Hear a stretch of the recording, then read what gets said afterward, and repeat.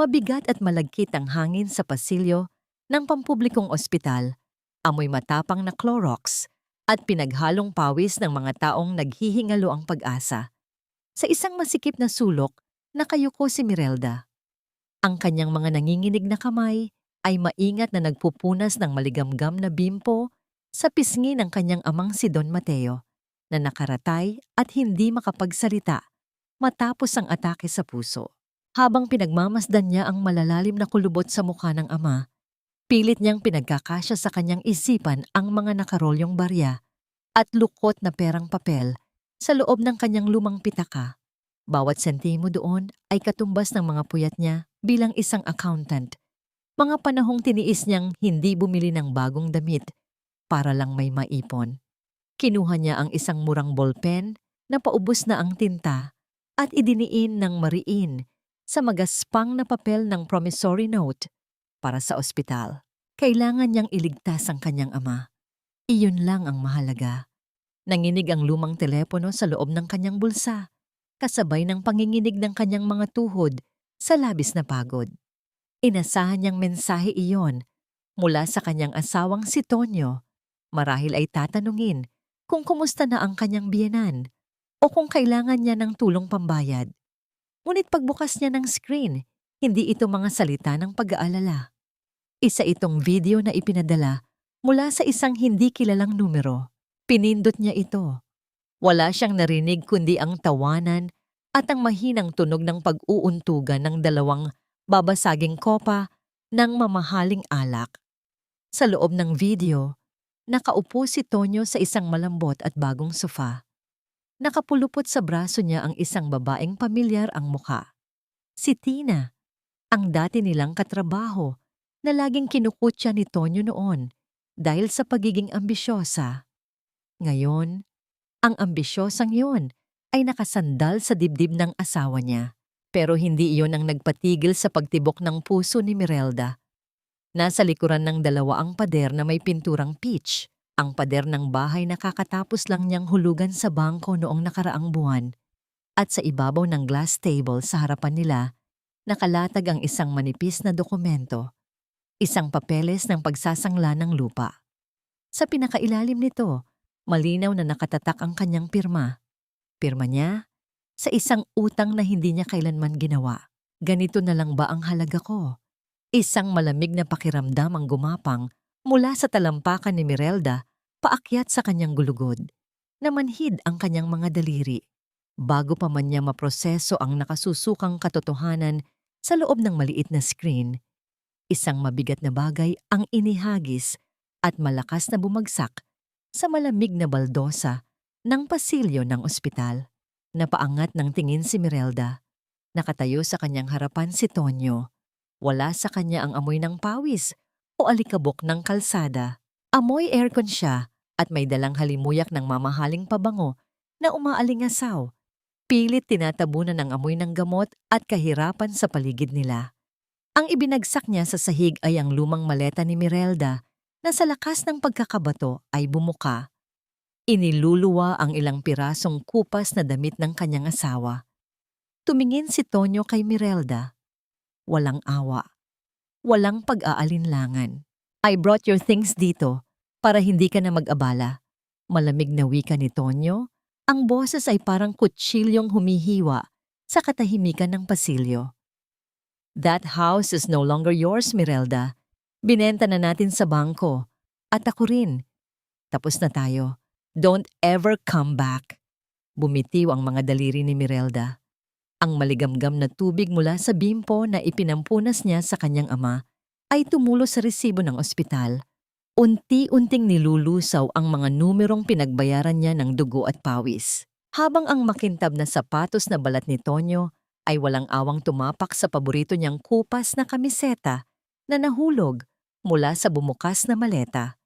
Pinunasan pa ni Tonyo ang dumi ng kanyang sapatos sa tela nito bago tumalikod. Walang luhang pumatak sa mga mata ni Mirelda. Tila namuo ang yelo sa kanyang sikmura, hindi dahil sa gutom, kundi dahil sa nakakasuyang pagtataksil na inilatag sa kanyang harapan. Nakatitig ang mga pasyente at nurse sa paligid. Ang hiya ay tila mga karayom na tumutusok sa kanyang balat. Pinagmamasdan ng isang asawang itinapon na parang basahan sa mismong araw na nag-aagaw buhay ang kanyang ama. Dahan-dahang yumuko si Mirelda. Kinuha niya ang kamisetang may marka ng alikabok mula sa sapatos ng kanyang asawa. Ngunit hindi niya sinundan ng tingin ang papalayo at nagmamalaking likuran ni Tonyo. Ibinaling niya ang kanyang mga mata pabalik sa screen ng telepono, sa nakapost na video, sa nakasulat na pekeng pirma sa ibabaw ng mesa. Ang panginginig ng kanyang mga kamay ay unti-unting huminto. Ang matatalim na mata ng isang babaeng nasaktan ay naglaho at napalitan ng malamig, nagkukwentang mga mata ng isang pangunahing tagapangasiwa sa accounting. Ang bawat patak ng ulan sa madilim na kalsada ay tila libu-libong karayom na tumutusok sa balat ni Mirelda habang hila-hila niya ang kanyang bumukas na maleta. Basang-basa ang kanyang manipis na blusa, dumidikit sa kanyang nanginginig na katawan habang ang tubig ay humahalo sa tuyong alikabok ng sapatos ni Tonyo na nanatili pa rin sa kanyang damit. Narating niya ang gate ng kanilang bahay, ang bahay na pinagpuyatan niya ang bawat sentimo ng down payment. Inilabas niya ang kanyang susi mula sa basang pitaka. Pilit niyang isinuot ang bakal sa butas ng kandado, ngunit hindi ito pumasok. Sinubukan niya muli. Pinihit ng pinihit hanggang sa mamula ang kanyang mga daliri. Ngunit ang bakal ay tila naging estranghero sa kanyang sariling tahanan. Isang matalim na tunog ng pagpihit ng trangka ang narinig mula sa loob. Bumukas ang pinto ng beranda at lumabas ang isang figura na balot ng makapal na cardigan. Si Aling Verna. Ang kanyang biyenan. Hindi lumabas ang matanda sa ulan. Nanatili siya sa loob ng tuyo at maliwanag na beranda. Nakatanaw mula sa itaas. Ang mga mata ay puno ng mapait na pangungutya. Huwag mo nang pilitin yan, Mirelda. Nagpalit na kami ng mga kandado kanina lang habang nasa ospital ka. Wika ni Aling Verna, ang boses ay matigas at walang bahid ng awa. Nay, bakit? Halos pabulong na tanong ni Mirelda. Ang kanyang boses ay nanginginig, hindi lang dahil sa ginaw, kundi dahil sa hindi makapaniwalang katotohanan. Bahay ko ito. Ako ang nagbabayad ng mortgage nito buwan-buwan. Wala kayong karapatang ilak ako sa labas. Isang mapait na tawa ang kumawala sa mga labi ng matanda. Bahay mo? Pagkatapos mong ibaon ang anak ko sa utang? Akala mo ba hindi namin alam ang mga kalokohan mo? Tonyo told me everything. Ninanakawan mo ang sarili mong kumpanya at ngayon, pati ang bahay na ito ay kukunin na ng bangko dahil sa mga maling desisyon mo. Hindi totoo yan, sigaw ni Mirelda. Ang kanyang boses ay tuluyan ng bumasag sa ingay ng ulan. Si Tonyo ang kumuha ng pera. Siya ang nagnakaw ng pirma ko. Ang kapal din naman ng mukha mong magbintang. Pagputol ni Aling Verna, lalong humigpit ang pagkakahawak sa kanyang cardigan. Matuto kang tumanaw ng utang na loob, Mirelda. Mula nang pumasok ka sa pamilyang ito, tinanggap ka namin kahit mahirap lang ang tatay mo. Pinatira ka namin, pinakain.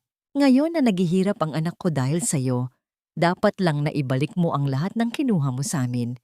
You owe this family your life. Kasabay ng mga salitang yon, isang halimuyak ang humalo sa malamig na hangin. Ang amoy ng mainit na arroz caldo na may maraming luya at pinritong bawang. Iyon ang paboritong luto ni Mirelda. Gabi-gabi siyang gumigising ng 4:00 ng madaling araw para ihanda iyon para kay Aling Verna dahil sa rayuman nito. Ngayon, ang amoy ng sarili niyang pagmamahal ay tila isang laso na nanunuot sa kanyang ilong habang nilalamon ito ng mga taong nagtapon sa kanya sa ulan. "Ne, please, kailangan ko lang kunin ang mga gamot ni Papa sa loob. Iiwan niyo ba ako rito sa labas? Humanap ka ng ibang matutuluyan. Ayaw namin ng magnanakaw sa pamamahay na ito." Malamig na tugon ni Aling Verna. Pagkatapos ay tumalikod siya at marahas na isinara ang pinto ng veranda. Ang tunog ng pagbagsak ng kahoy at paglak ng trangka ay tila huling pako sa kabaong ng 7 taon nilang pagsasama. Naiwan si Mirelda sa dilim. Ang bawat patak ng ulan ay tila nagpapabigat sa kanyang mga balikat. Biglang umilaw ang kanyang telepono sa loob ng bulsa. Isang text message mula sa kanyang bangko. Nang buksan niya ito, tila tumigil ang pagdaloy ng dugo sa kanyang mga ugat.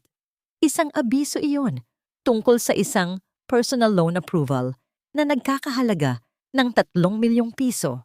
Isang loan na naaprubahan gamit ang kanyang pangalan bilang principal borrower at si Aling Verna Ramirez bilang co-maker.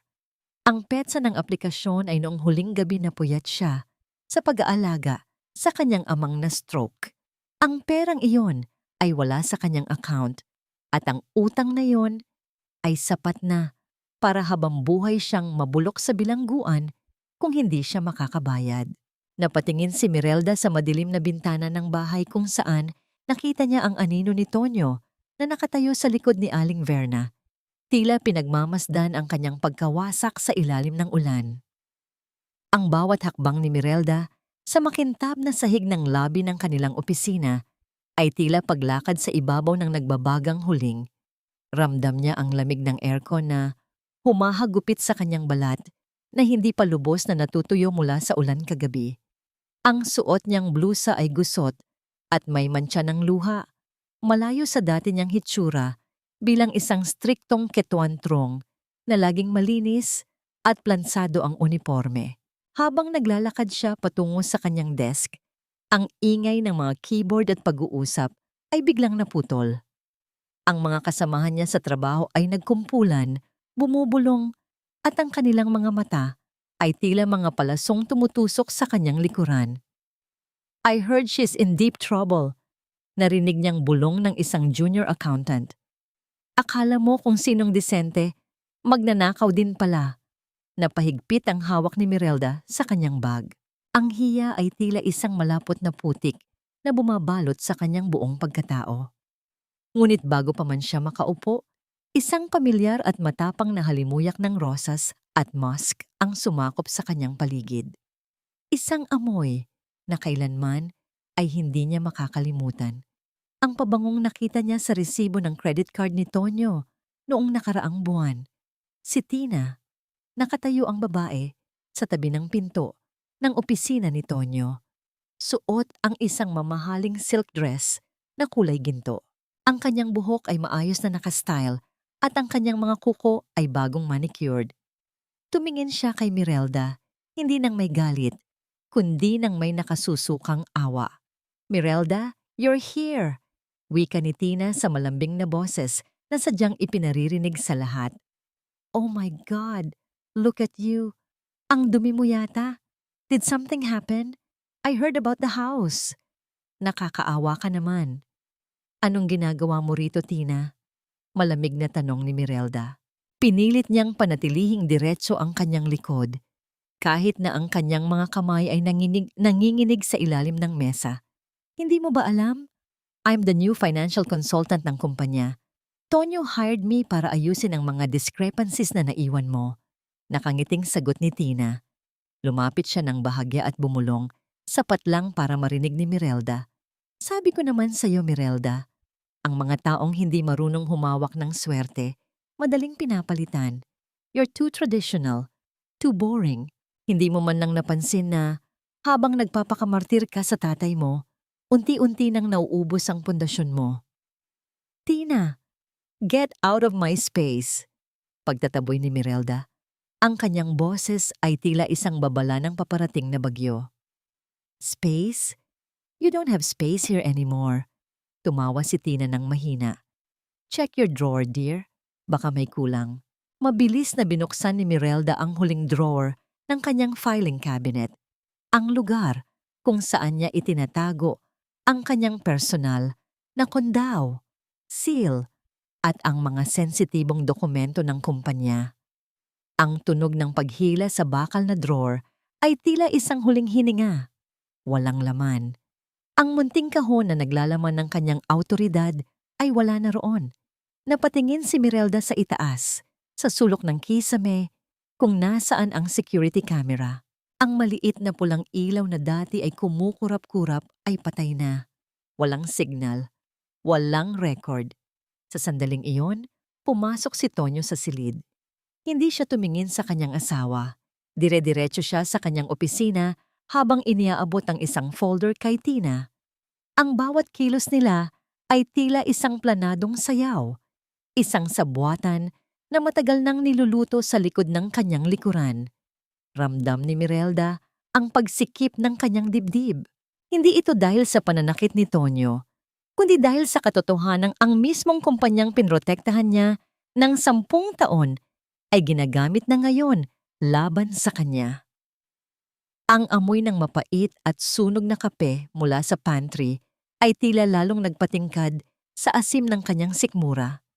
Tumayo si Mirelda, hindi para tumakas, kundi para harapin ang kanyang sariling lamesa. Ngunit bago siya makakilos, napansin niya ang isang pirasong papel na naiwan sa loob ng bakanteng drawer. Isang photocopy ng isang dokumento, isang transfer of shares. Ang petsa ng pagpirma ay noong gabi ng stroke ng kanyang ama. At ang saksi sa pirma? Walang iba, kundi ang kanyang sariling biyenan, si Aling Verna.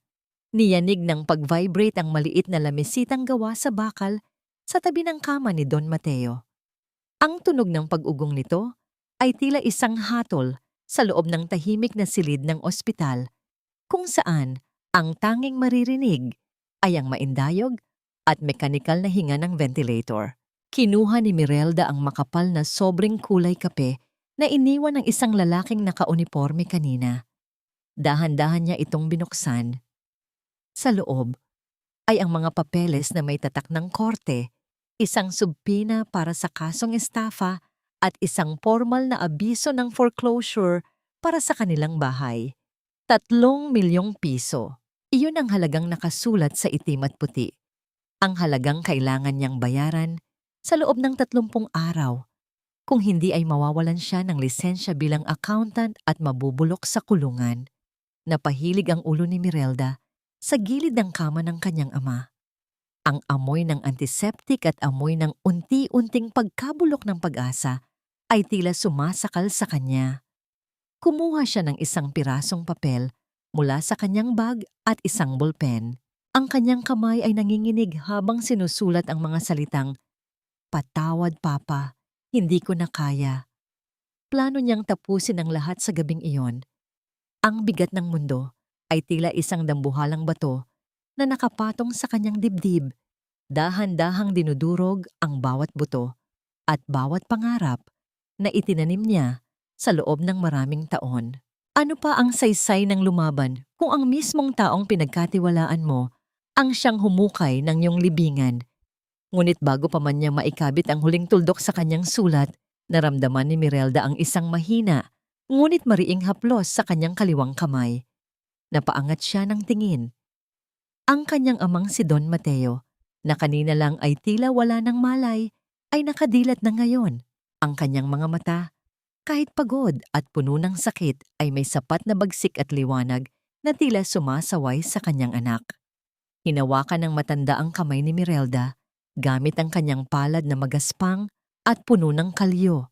Mga kalyo mula sa dekada ng pagtatrabaho bilang isang hamak na karpintero para lang mapagtapos siya ng pag-aaral. Ang init ng balat ng kanyang ama ay tila isang kuryenteng gumising sa natutulog niyang kaluluwa. Hindi ito ang hawak ng isang taong sumusuko. Ito ang hawak ng isang taong nagsasabing, "Anak, hindi kita pinalaki para lang maging biktima." Ang mga luha ni Mirelda ay mabilis na pumatak. Ngunit sa pagkakataong ito, hindi ito dahil sa takot. Ang bawat patak ng luha ay tila mainit na asidong tumutunaw sa kanyang pag-aalinlangan. "Papa!" Bulong niya. Ang boses ay paos, ngunit may bagong lakas. "Hindi ako susuko. Ipinapangako ko." Kinuha ni Mirelda ang sulat na pampamahagi at marahas itong pinunit sa harap ng kanyang ama. Ang tunog ng pagkapunit ng papel ay tila musika sa kanyang pandinig. Ang tunog ng pagbasag sa kanyang sariling kahinaan. Inabot niya ang kanyang laptop mula sa bag. Binuksan niya ito at ang liwanag ng screen ay tumama sa kanyang mukha na nagpapakita ng isang pares ng mga mata na hindi nakakikitaan ng pait, kundi ng malamig at matalas na determinasyon. Hindi na siya ang asawang nagagansilyo ng pangarap para sa isang lalaking walang kwenta. Siya na ngayon ang ketwantrong na marunong magbalanse ng katarungan. Kung gusto ni Tonyo ng giyera ng mga numero, ibibigay niya ito. Sinimula ni Mirelda ang pag-type. Ang kanyang mga daliri ay mabilis na sumasayaw sa keyboard. Binubuksan ang mga backup files na akala ni Tonyo ay nabura na niya. Sa bawat click, isang katotohanan ang lumilitaw. Sa bawat formula, isang kasinungalingan ang nabubunyag. Napatingin si Mirelda sa lumang bag ng kanyang ama sa sulok ng silid. Naalala niya ang sinabi ng ama nung bata pa siya. Mirelda, ang katotohanan ay parang anino. Maaari mong itago sa dilim, pero sa oras na sumikat ang araw, lalabas at lalabas ang hugis nito. Ngayon, siya ang magsisilbing araw na maglalantad sa madilim na anino ng kanyang asawa. Sa loob ng madilim na silid ng ospital, ang tanging liwanag ay nagmumula sa asul na sinag ng laptop ni Mirelda na tumatama sa kanyang muka at nagbibigay ng anyong tila isang rebultong gawa sa yelo. Ang bawat numero sa Excel sheet na kanyang sinusuri ay tila mga bituin sa madilim na langit na unti-unting bumubuo ng isang nakapangingilabot na larawan. Bilang isang accountant, alam ni Mirelda na ang mga numero ay hindi nagsisinungaling. Ang mga tao lang ang gumagawa nito. Habang hinahalungkat niya ang mga transaksyon sa loob ng 3 taon, napansin niya ang isang paulit-ulit na pattern.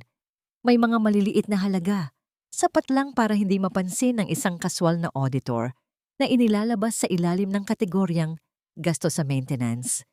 Ngunit nang suriin niya ang mga invoice, ang mga ito ay galing sa mga kumpanyang hindi naman umiiral. Isang malalim na buntong hininga ang kumawala sa kanyang mga labi. Ang bawat sentimong ninakaw ni Tonyo ay hindi lang pera.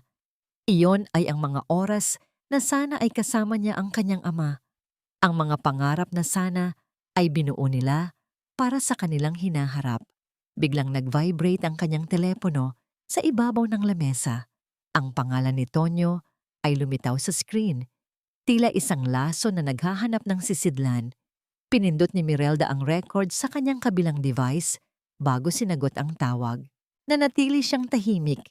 Hinihintay ang unang salitang lalabas sa bibig ng lalaking itinuring niyang mundo. Mirelda, stop this drama. Ang boses ni Tonyo ay puno ng pagkairita at gaslaw. Tila siya pa ang biktima sa sitwasyong ito. Huwag mo nang palalain ang sitwasyon.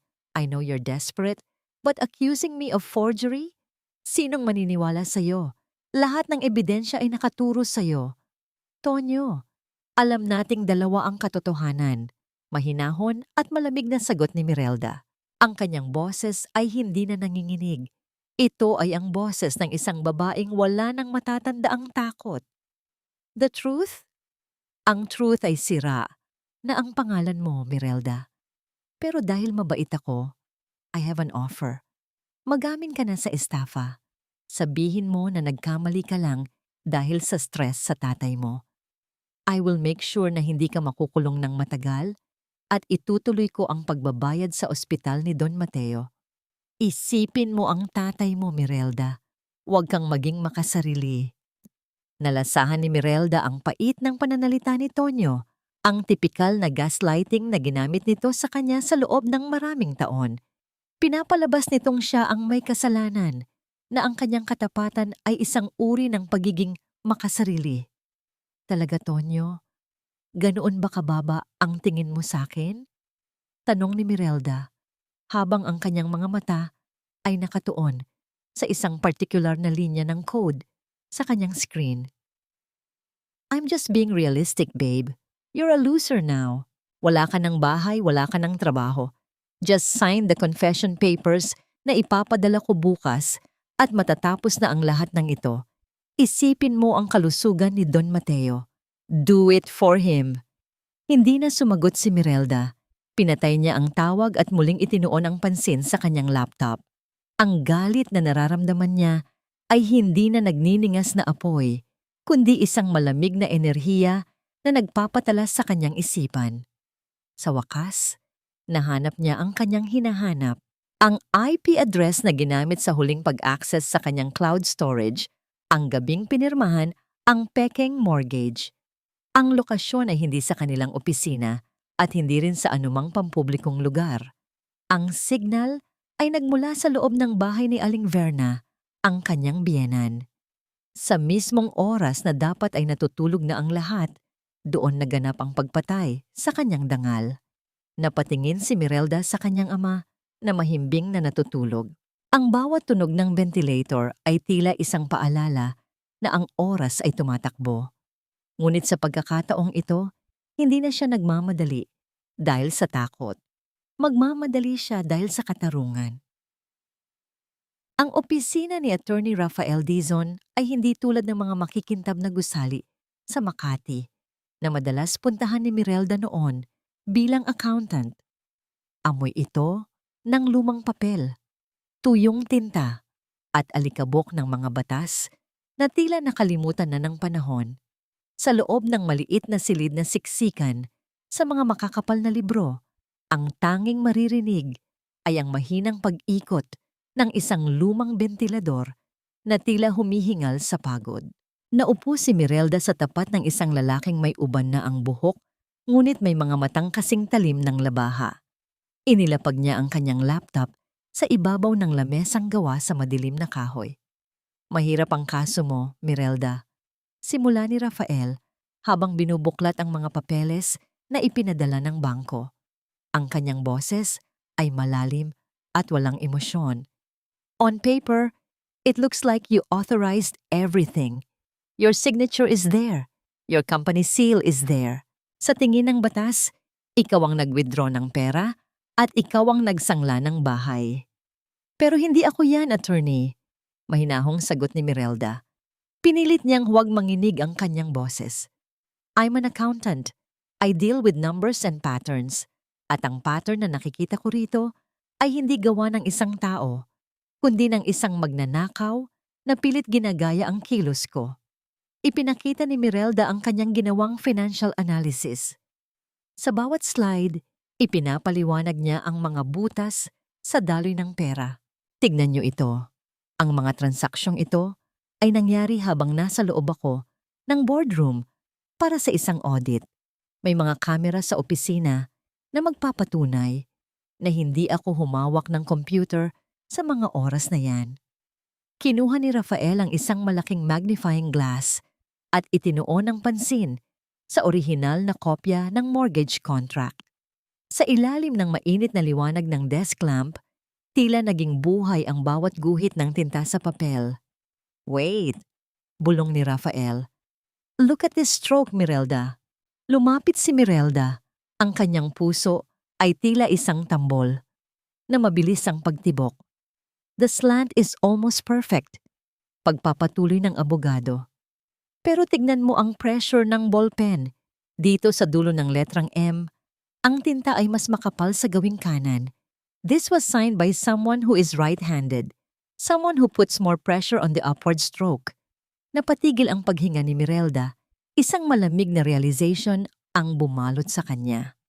"Attorney, I'm left-handed," pabulong na wika ni Mirelda. "Lahat ng pirma ko mula bata ako. Ang pressure ay laging nasa kaliwa at pababa. It's a muscle memory na hindi mo basta-basta magagaya kung hindi mo alam." Isang maliit na ngiti ang sumilay sa mga labi ni Rafael. Isang namangiting nagsasabing nakakita na sila ng unang lamat sa pader ng kasinungalingan ni Tonyo. "This is good. This is very good," ani Rafael habang itinatabi ang magnifying glass. "Pero kailangan pa rin natin ng mas matibay na ebidensya. We need a witness. Isang tao na makakapagpatunay na nandoon si Tonyo o ang sino mang kasabwat niya sa oras na ginawa ang krimen na ito." Napaisip si Mirelda. Sino ang gising sa bahay ni Aling Verna sa kalagitnaan ng gabi? Sino ang palaging nasa sulok, tahimik at madalas na hindi pinapansin ng lahat? Biglang pumasok sa kanyang isipan ang mukha ni Aling Sabel, ang matandang katulong sa bahay ni Aling Verna. Bingi at pipi si Aling Sabel, kaya naman malakas ang loob ni Tonyo at ng kanyang ina na magsalita o gumawa ng kung ano-ano sa harap nito, sa paniniwalang wala itong maririnig at wala ring mapagsasabihan. Ngunit alam ni Mirelda ang isang bagay na hindi alam ng asawa niya. Ang mga mata ni Aling Sabel ay mas matalas pa sa pandinig ng kahit na sino. At ang matanda ay may isang lihim na libangan, ang manood ng mga nangyayari sa bahay habang naghahanda ng sinangag sa madaling araw. May witness tayo, attorney? Wika ni Mirelda, ang kanyang mga mata ay nagniningning sa bagong pag-asa. Isang witness na akala nila ay walang boses, pero siyang maglalantad ng lahat. Malamig ang hawakan ng bakal na gate nang muling tumapak si Mirelda sa harap ng bahay ni Aling Verna. Ang bawat ukit ng bakal ay tila naging estranghero sa kanyang palad. Kahit na siya ang nagbayad para sa pagpapakabit nito 3 taon na ang nakararaan. Huminga siya ng malalim, pilit pinakalma ang kanyang puso na tila isang ibon na nagpupumiglas sa loob ng kulungan. Pagpasok niya sa loob, sumalubong sa kanya ang halimuyak ng mamahaling scented candles. Isang amoy na kailanman ay hindi naging bahagi ng simpleng pamumuhay ni Aling Verna. Iyon ang amoy ni Tina. Isang mapait na ngiti ang sumilay sa mga labi ni Mirelda. Ang bahay na dati ay amoy bawang at luya ay amoy artipisyal na bulaklak na ngayon. Sa sala, nakita niya si Aling Verna at Tina na masayang nagtatawanan habang nakaharap sa isang makapal na katalog ng mga Italian furniture. "Oh, look who's here!" Pasaring ni Tina nang mapansin si Mirelda. Ibinaba niya ang kanyang tasa ng tsa at tinignan si Mirelda mula ulo hanggang paa. "You look tired, Mirelda. Parang hindi ka na natutulog. Is the hospital floor that uncomfortable?" "Narito lang ako para kunin ang mga natitirang gamit ko sa bodega." Maikling sagot ni Mirelda. Pinilit niyang huwag tignan ang bagong sofa na binili gamit ang kanyang pera. "Bilisan mo lang, ha?" Singhal ni Aling Verna nang hindi man lang nag-aangat ng tingin. "Ayaw kong makita ng mga kapitbahay na may labandera kaming pabalik-balik dito. Nakakahiya sa dangal ng pamilya namin." Hindi sumagot si Mirelda. Dire-diretso siya sa kusina, kung saan alam niyang naroon si Aling Sabel. Ang matandang katulong ay nakatalikod, masigasig na naglalaban ng mga kurtina sa batya. Ang kanyang mga kamay na kulubot at puti na, dahil sa matagal na pagkakalubog sa tubig na may sabon, ay tila sumasalamin sa hirap na dinaranas nito sa loob ng bahay. Dahan-dahang lumapit si Mirelda at hinawakan ang balikat ng matanda. Napatalon si Aling Sabel, ngunit nang makita ang mukha ni Mirelda, ang takot sa kanyang mga mata ay napalitan ng isang malalim at piping pighati. Hindi nagsalita si Mirelda. Gumamit siya ng mga mabilis na kumpas ng kamay, ang lihim na lengguwahe na itinuro niya sa matanda noon upang hindi sila marinig ni Tonyo. "Nasaan ang relo?" Tanong niya sa pamamagitan ng senyas. Itinuro ni Aling Sabel ang isang lumang orasan na nakasabit sa dingding ng kusina. Isang orasan na may maliit na butas sa gilid ng numero 12. Iyon ang kamera na itinanim ni Mirelda noong nakaraang taon matapos mapansin ang nawawalang mga alahas sa kanyang kwarto. Akala niya noon ay ang mga katulong ang nagnanakaw. Hindi niya alam na ang sariling asawa pala niya ang unti-unting bumubutas sa kanilang kaban. Mabilis na kinuha ni Mirelda ang isang maliit na upuan. Tumayo siya at maingat na binuksan ang likuran ng orasan. Ang kanyang mga daliri ay nanginginig habang hinahanap ang maliit na memory card. Sa bawat segundong lumilipas, tila naririnig niya ang mga yabag ni Tina at Aling Verna sa labas, palapit sa kusina. Nang maramdaman niya ang maliit na piraso ng plastik, mabilis niya itong hinugot at isinilid sa loob ng gumpya o hem ng kanyang pantalon. Bumaba siya ng mabilis at binalik ang orasan sa dating pwesto. Humarap siya kay Aling Sabel at hinawakan ang magaspang na kamay nito bilang pasasalamat. Ngunit bago pa man siya makahakbang palabas, isang pamilyar at mabigat na anino ang humarang sa pintuan ng kusina. Si Tonyo. Nakatayo siya roon. Ang mga kamay ay nasa loob ng bulsa at ang kanyang mga mata ay puno ng pagduda habang nakatitig kay Mirelda. Ang amoy ng alak at sigarilyo na nagmumula sa kanya ay tila isang babala. "Anong ginagawa mo rito sa kusina, Mirelda?" Tanong ni Tonyo. Ang boses ay mababa at puno ng banta. "Sabi ni Mama, kukuha ka lang ng damit. Bakit parang may hinahanap ka yata na hindi sayo?" Hinigpitan ni Tonyo ang pagkakahawak sa braso ni Mirelda. Ang kanyang mga kuko ay tila baon sa balat nito. Ang amoy ng alak na nagmumula sa kanyang hininga ay humahalo sa matapang na halimuyak ng mga bulaklak sa sala na lumilikha ng isang nakasusukang timpla. "Wala akong kinukuha na hindi sa akin, Tonyo," mahinahong sagot ni Mirelda. Kahit na nararamdaman niya ang tulis ng memory card na nakasiksik sa tahi ng kanyang pantalon. "Gusto ko lang magpaalam kay Aling Sabel. Siya lang naman ang tanging may malasakit sa akin dito." Isang mapait na tawa ang kumawala sa mga labi ni Tonyo. "Malasakit? Sa isang tulad mong magnanakaw? Don't make me laugh, Mirelda. Pero sige, dahil narito ka na rin lang, bakit hindi ka muna manatili? May munting celebration kami sa labas. Sayang naman kung hindi mo makikita ang bunga ng lahat ng pinagpaguran natin." Kinaladkad ni Tonyo si Mirelda patungo sa malawak na sala. Doon, nakapaligid ang ilang mga malalayong kamag-anak at ilang mga kasosyo sa negosyo na dati ay yumuyuko sa harap ni Mirelda dahil sa kanyang posisyon bilang ketuan trong. Ngunit ngayon, ang mga tingin nila ay puno ng pangungutya at pabulong na panlalait. Sa gitna ng lamesa ay nakahain ng isang malaking lechon. Ang balat nito ay makintab at mapula. Naglalabas ng malinamnam na amoy ng taba at pampalasa. Ngunit para kay Mirelda, ang bawat piraso ng pagkaing iyon ay tila binili gamit ang buhay ng kanyang ama at ang kanyang sariling dangal. "Everyone, listen up!" Sigaw ni Tonyo habang itinataas ang kanyang baso ng whiskey. "Gusto ko lang ipakilala ang bagong reyna ng tahanang ito, si Tina. Siya ang tumulong sa akin na itama ang lahat ng pagkakamaling ginawa ng dating accountant natin." Nagpalakpakan ng mga tao.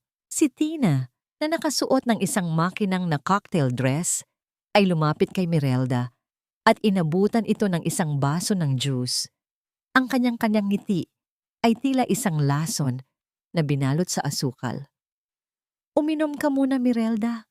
Baka matuyuan ka ng lalamunan sa kakahabol sa mga utang mo," ani Tina sa boses na punong-puno ng parinig. "And pakidala naman itong mga platito sa kusina mamaya. Aling Sabel is busy at ikaw naman ay sanay na sa paglilingkod. Di ba?"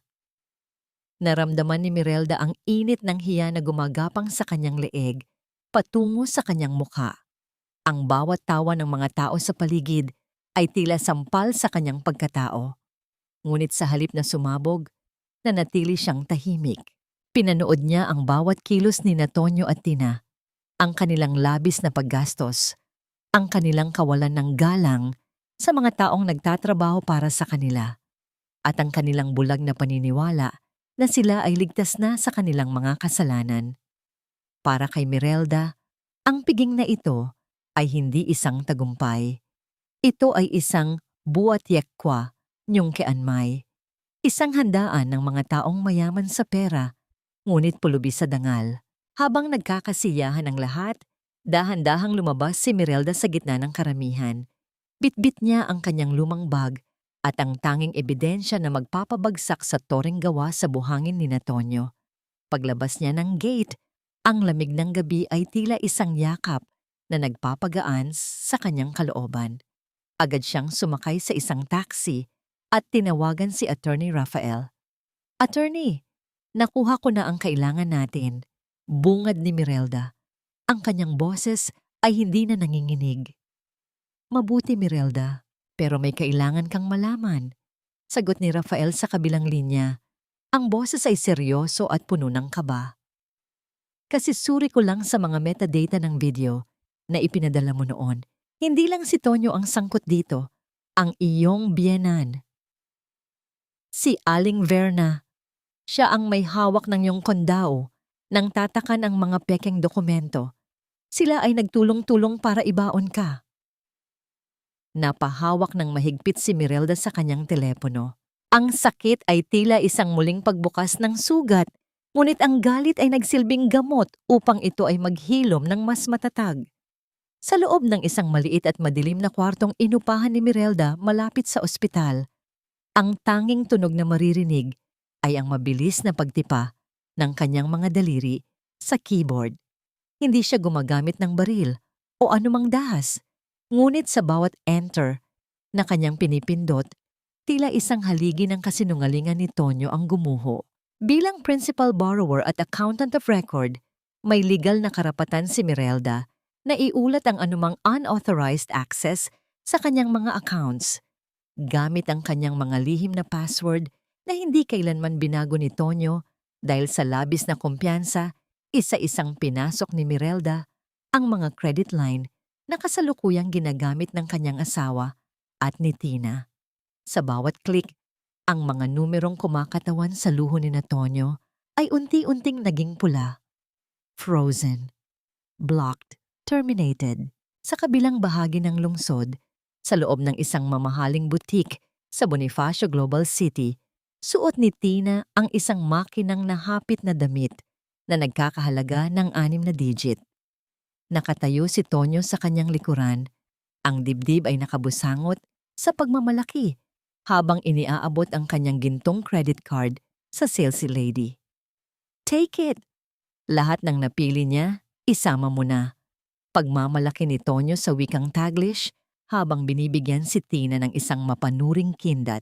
Ngunit ang inaasahang tunog ng pag-aproba ng makina ay hindi dumating. Sa halip, ang mukha ng sales lady ay napalitan ng pag-aalinlangan. Sinubukan niya itong iswipe ng 3 beses, ngunit ang terminal ay tila nanunukso sa kanyang pananahimik. I'm sorry sir, but the card is declined. Meron po kaming pick-up instruction mula sa bangko. It means the account is flagged for fraudulent activity. Malumanay, ngunit mariing pahayag ng sales lady. Naramdaman ni Tonyo ang init na dumaloy sa kanyang mukha. Ang lahat ng mata ng mga elite na mamimili sa loob ng butik ay nakatitig sa kanila. Ang hiya na dati ay ipinaranas niya kay Mirelda ay tila isang dambuhalang alon na bumalik sa kanya at lumunod sa kanyang yabang. What? Subukan mo ulit? That's impossible, marami kaming pera. Sigaw ni Tonyo. Ang kanyang boses ay pumiyok sa galit. Tonyo, ano ba?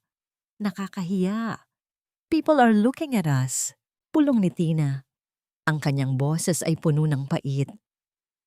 Sabi mo ba sa akin unlimited ang budget natin? You promised me this dress for the party. Tumigil ka, Tina. I'm handling this. Sagot ni Tonyo. Ngunit ang kanyang kamay ay nanginginig na habang kinukuha ang kanyang telepono. Tinawagan niya ang bangko, ngunit ang tanging sagot sa kanya ay ang mekanikal na boses na nagsasabing ang lahat ng access sa account ay pansamantalang ipinatigil ng account holder, si Mirelda Navarro. Sa unang pagkakataon, ang pag-ibig ni Tonyo at Tina ay nagpakita ng lamat. Sa labas ng butik, sa gitna ng sikat ng araw, nagsimulang magsisihan ang dalawa. Ang mga salitang dati ay puno ng tamis ay napalitan ng mga mura at sumbat. You're useless! Akala ko ba kontrolado mo ang asawa mo? Sigaw ni Tina habang naglalakad palayo. Iniiwan si Tonyo sa gitna ng kalsada. Samantala, sa ospital, nakatanggap si Mirelda ng isang tawag mula kay Tonyo. Hindi na ito ang mapagmataas na boses na narinig niya noong nakaraang gabi. Ito ay boses ng isang taong nasusukol. Mirelda, stop this. Akala mo ba matatalo mo ako sa ganitong paraan? Ibukas mo ang accounts. Sigaw ni Tonyo sa kabilang linya. Hindi na ako ang accountant mo, Tonyo. At hindi na rin ako ang asawa mong martir. Sagot ni Mirelda. Ang boses ay kasing lamig ng bakal ng rehas. Haharapin natin ang korte bukas. At doon, bibilangin natin ang bawat sentimong ninakaw niyo sa akin at sa papa. Ganun ba? Biglang nagbago ang tono ni Tonyo, naging tuso at mapanganib. Kung ganoon, sana ay handa ka ring bayaran ang kaligtasan ng tatay mo. Narinig ko. May mga adjustment daw sa oxygen tank niya mamaya kung hindi ka titigil. Isipin mo ng mabuti, Mirelda. Ang buhay ni Don Mateo ay nasa dulo ng aking mga daliri. Napahinto ang hininga ni Mirelda. Ang kanyang paningin ay nagdilim, ngunit ang kanyang puso ay tumigas na parang diamante. Ang loob ng silid hukuman ay tila isang pugon, mainit, malagkit, at puno ng nakalulunod na tensyon. Amoy ng lumang kahoy na pinakintab ng floor wax at ang maasim na amoy ng pawis ng mga taong naghihintay ng katarungan ang namamayani sa hangin. Sa gitna ng katahimikan, ang tanging maririnig ay ang mahinang pag-ugong ng electric fan sa kisame na tila hinihingal sa pag-ikot. Nakatayo si Tonyo sa kabilang panig. Suot ang isang mamahaling barong na tila sumisigaw ng kapangyarihan. Sa tabi niya, si Aling Verna ay nakasuot ng itim, hawak ang isang rosaryo, at pilit na nagpapalabas ng mga luha. Ang kanyang boses, nang magsimulang magtestigo, ay puno ng panginginig. Isang mahusay na pagganap para sa isang inang nasaktan ng sariling minugang. Your Honor, mahal namin si Mirelda, hikbi ni Aling Verna habang pinupunasan ang kanyang mga mata ng panyo na amoy lavender. Pero hindi ko akalain na ang pagmamahal namin ay susuklian niya ng pagnanakaw. Ginamit niya ang tiwala ng anak ko para payamanin ang sarili niya at itago ang mga utang ng tatay niya. It's so heartbreaking talaga.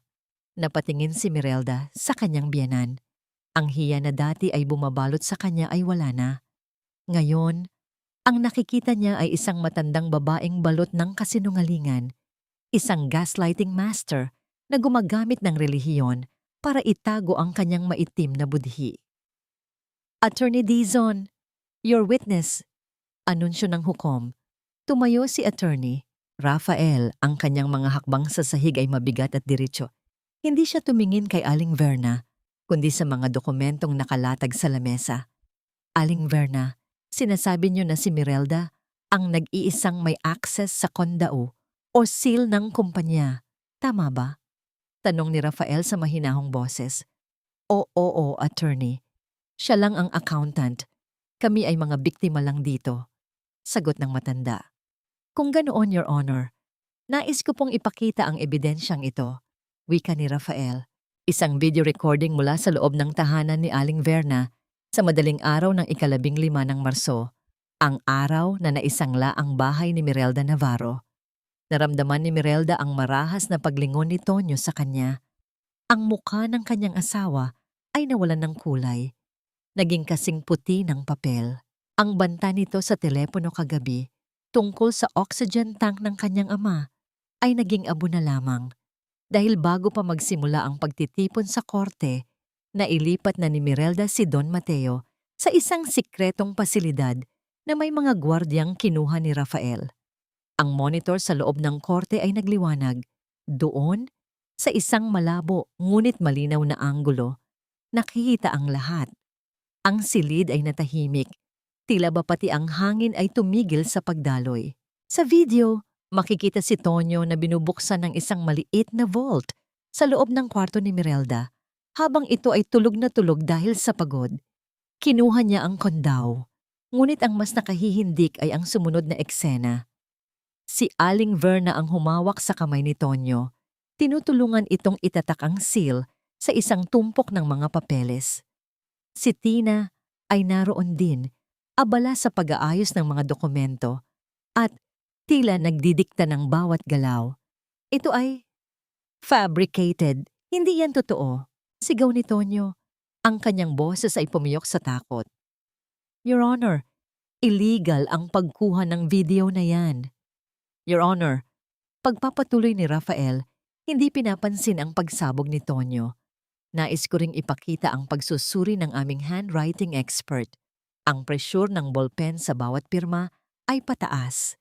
Isang katangiang taglay lamang ng mga taong kanang kamay ang gamit.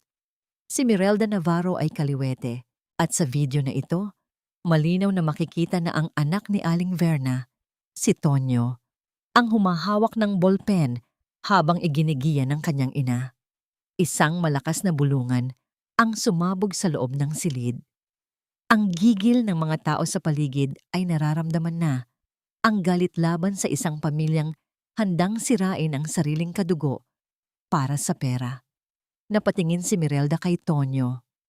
Ang lalaking dati ay tinitingala niya ay tila naging isang maliit na insekto na nanginginig sa takot.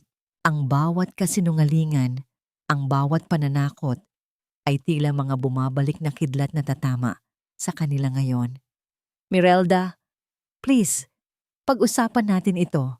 Bulong ni Tonyo, ang kanyang mga mata ay puno ng pagsusumamo na walang halaga. Hindi sumagot si Mirelda. Tumingin siya sa bintana ng korte kung saan ang sikat ng araw ay unti-unting pumapasok, nagbibigay ng liwanag sa madilim na silid. Ang katarungan ay hindi na lamang isang numero sa kanyang isipan. Ito ay isang katotohanang handa ng sumabog. Ang bawat tibok ng orasan sa loob ng silid hukuman ay tila isang mabigat na hakbang ng tadhana. Ang malakas na tunog ng pagtama ng kahoy na gavel ng hukom sa ibabaw ng lamesa ay gumasgas sa katahimikan ng silid.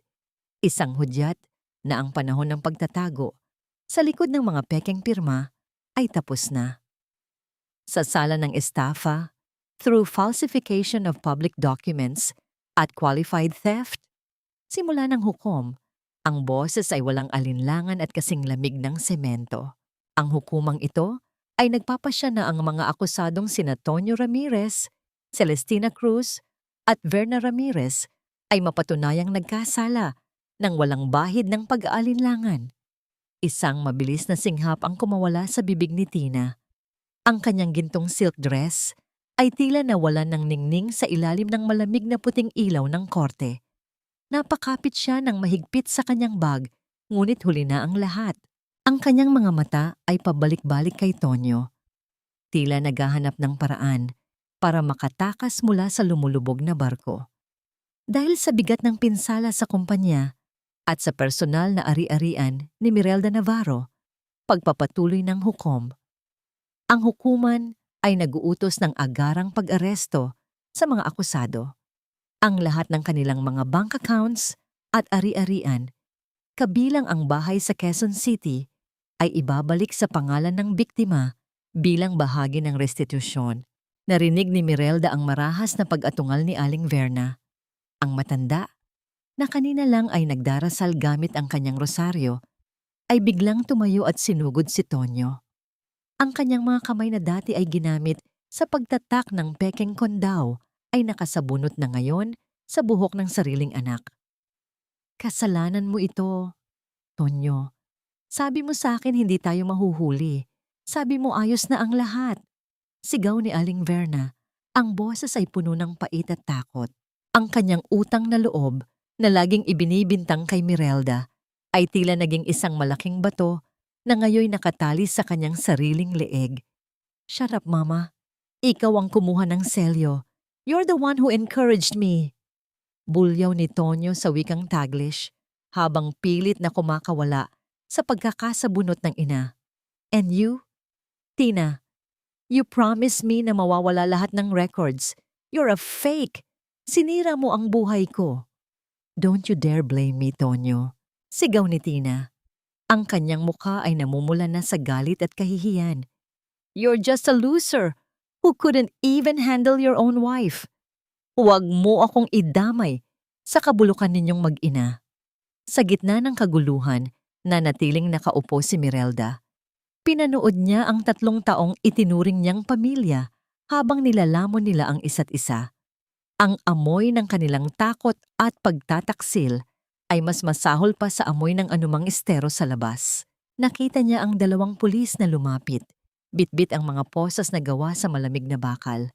Narinig ang tuyot at matalim na paglak ng mga posas sa mga pulso ni Tonyo at Tina. Ang tunog ng bakal na humahalik sa balat ay tila huling nota sa isang malungkot na kanta ng paghihiganti. Si Aling Verna naman ay tuluyan ng bumagsak sa sahig, umiiyak ng walang tigil, habang ang kanyang muka ay nakasubsob sa maruming baldosa ng korte, ang mismong sahig na naging saksi sa kanyang paggawa ng kasalanan. Tumayo si Mirelda. Inayos niya ang kanyang blusa na ngayon ay malinis at plansado na. Habang papalabas siya, dumaan siya sa harap ni Tonyo na ngayon nakayuko at hindi makatingin sa kanya. Mirelda, please, patawarin mo ako. Para sa ating pinagsamahan, bulong ni Tonyo. Ang boses ay nanginginig sa pagsusumamo.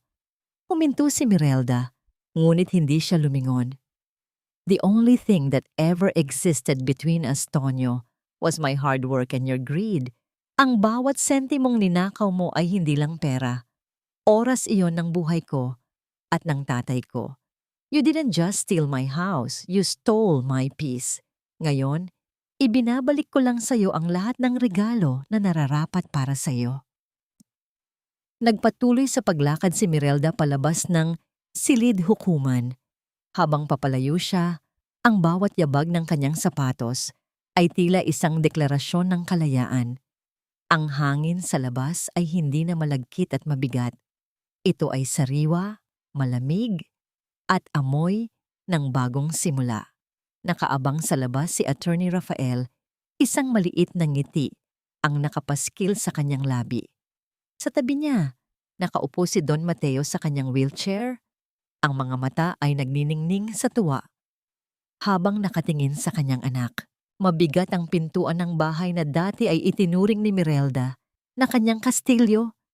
Ngunit sa pagkakataong ito, ang bigat ay hindi na nagmumula sa takot, kundi sa pinal na pagtanggap. Sa kanyang pagpasok, sumalubong sa kanya ang amoy ng hulas na pabango ni Tina at ang anghit ng alak na naiwan sa mga sulok. Mga amoy na tila mga multo ng isang buhay na hindi na niya kinikilala. Inilibot ni Mirelda ang kanyang paningin sa sala. Ang mga kurtinang kulay ginto na sadyang mapang-akit at magarbo ay hinila niya pababa ng walang pag-aalinlangan. Ang tunog ng pagkapunit ng tela habang hinihiwalay ito sa mga kawit ay tila isang huling hininga ng kanyang nakaraan. Inalis niya ang bawat dekorasyong binili gamit ang perang ninakaw sa kanyang pawis at sa gamot ng kanyang ama. Hindi ito tahanan, attorney, wika ni Mirelda kay Rafael na nakatayo sa may pintuan, pinagmamasdan ang kanyang bawat galaw. Ito ay isang kabaong na gawa sa semento at mga kasinungalingan. Ayaw ko nang manatili rito. Sigurado ka ba, Mirelda? Tanong ni Rafael sa kanyang baritong boses. Pinaghirapan mo ito. Marami kang tiniis para mabuo ang bahay na ito. Ang bahay ay pwedeng itayo muli, pero ang kapayapaan ng isip ay hindi nababayaran. Sagot ni Mirelda habang hinahaplos ang malamig na dingding. Gagamitin ko ang perang makukuha rito para bayaran ang lahat ng utang sa ospital ni Papa at para makapagsimula kami sa isang lugar na walang bahid ng kanilang mga anino. Inilabas ni Mirelda ang isang malaking for sale sign na gawa sa matigas na plywood. Gamit ang isang martilyo, maingat niyang itinuon ang pako sa labas ng gate. Ang bawat pagtama ng bakal sa kahoy ay tila isang deklarasyon ng kanyang paglaya. Hindi ito pagkatalo. Ito ay isang strategic liquidation ng kanyang mga pait. Isang linggo ang lumipas at isang bagong mag-asawa ang dumating para kunin ang mga susi. Habang iniabot ni Mirelda ang kumpol ng mga bakal na susi, naramdaman niya ang malamig na sensasyon nito sa kanyang palad sa huling pagkakataon. Ang tunog ng pag-uuntugan ng mga susi ay hindi na nagdulot ng kaba sa kanyang dibdib, kundi isang magaan na pakiramdam ng pagbitaw. Isinakay ni Mirelda ang kanyang amang si Don Mateo sa kanilang bagong arkilang sasakyan. Ang matanda ay masiglana, ang kanyang mga mata ay nakatitig sa bintana, tila excited sa bagong tanawing kanilang pupuntahan. Habang umaandar ang sasakyan palayo sa Quezon City, tinignan ni Mirelda ang bahay sa huling pagkakataon sa side mirror. Ang anino nito ay unti-unting lumiliit hanggang sa tuluyan na itong maglaho sa kurbada ng kalsada. Kinuha niya ang kanyang lumang ledger, ang aklat kung saan niya isinusulat ang bawat sentimong labas at pasok sa kanyang buhay. Sa huling pahina, isinulat niya ang isang malaking salita sa itim na tinta, balanced. Ang kanyang buhay ay hindi na isang utang na kailangang bayaran sa mga taong walang halaga. Ngayon, ang kanyang mga numero ay sa wakas ay tumutugma na sa kanyang halaga bilang isang babae, isang anak, at isang matapang na accountant ng sarili niyang tadhana. Isang taon ang mabilis na lumipas, tila isang pahina ng libro na malayang nayupi ng hangin. Ang sikat ng umaga ay mahinhin na dumadampi sa bagong lamesang nara ni Mirelda sa loob ng kanyang munting opisina sa isang tahimik na kanto ng lungsod. Ang amoy ng sariwang sampagita sa florera ay humahalo sa halimuyak ng bagong timplang kape na nagbibigay ng pakiramdam ng kalinisan at kapayapaan. Sa kabilang panig ng lamesa, isang batang babae ang nakayuko. Ang kanyang mga balikat ay nanginginig sa paghikbi. May hawak siyang mga papeles na punit-punit at basa ng luha. "Hindi ko na alam ang gagawin ko, Miss Mirelda," bulong ng babae sa wikang Taglish habang pinupunasan ang kanyang pisngi. "My husband took everything. I trusted him with my business pero ngayon, ako pa ang hinahabol ng mga creditors. I feel so stupid and worthless." Ngumiti si Mirelda ng bahagya. Hindi yun ngiting mapangutya, kundi isang nangiting puno ng pag-unawa. Ang ngiti ng isang taong nanggaling na sa kailaliman ng dagat at natutong huminga sa ilalim ng tubig. Inabot niya ang kamay ng babae. Ang kanyang sariling mga palad ay mainit at matatag. "Listen to me, Iha. Ang perang nawala ay pwedeng kitain muli. Pero ang dignidad mo ay hindi nila kayang kunin kung hindi mo ito ibibigay." Mahinahong wika ni Mirelda. "You are more than your bank account.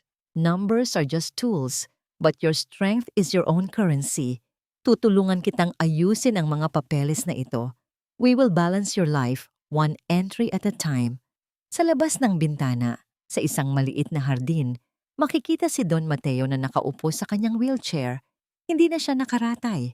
Ang kanyang mga kamay ay dahan-dahang gumagalaw habang inaalagaan ang mga halamang sili at kamatis. Ang bawat dahon na kanyang hinahaplos ay tila isang pasasalamat sa bawat segundong idinugtong ni Mirelda sa kanyang buhay.